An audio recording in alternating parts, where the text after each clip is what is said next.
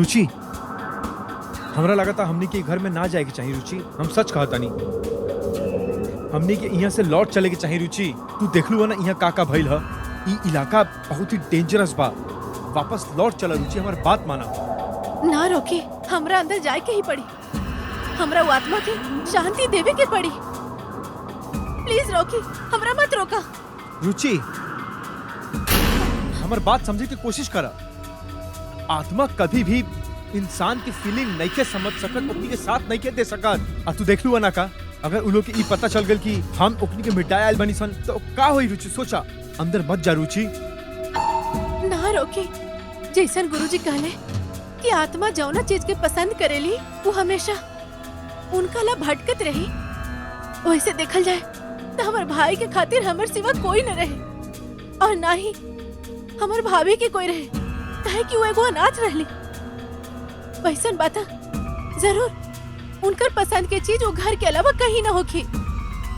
वो चीज के ढूंढला के बाद, ओकरा मिटाइला के बाद कोई दिक्कत ना होखी। वो चीज के ढूंढल इतना आसान नहीं के। ये बात काहे नहीं को समझत तू? अंदर जाए से पहले एक बार अच्छा से सोच ला रुचि, प्लीज रुचि। ना रोके, तोरा जाए के बता जा। हम वो चीज ढूंढ के अपन भाई के आत्मा के शांति देहब। रुक जा रुचि तू प्लीज। हम तारा के अकेले एक घर के अंदर कभी भी नहीं के भेज सकत। हम हमेशा तारा साथे जिए मरे के वादा कैले बनी, समझ गेलू ना?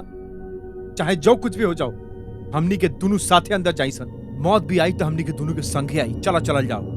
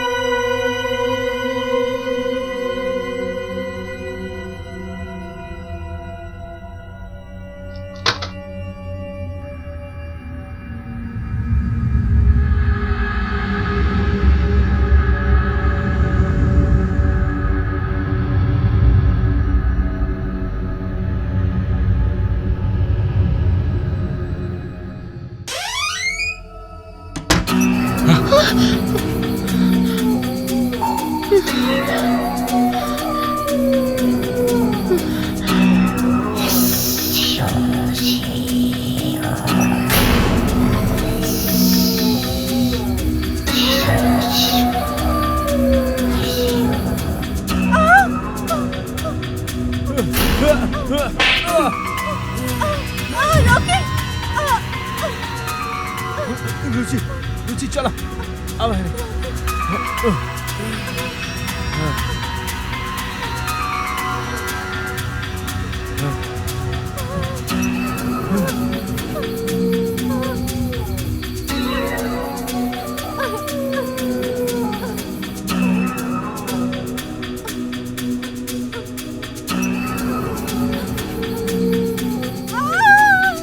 चलो चलो निकला है।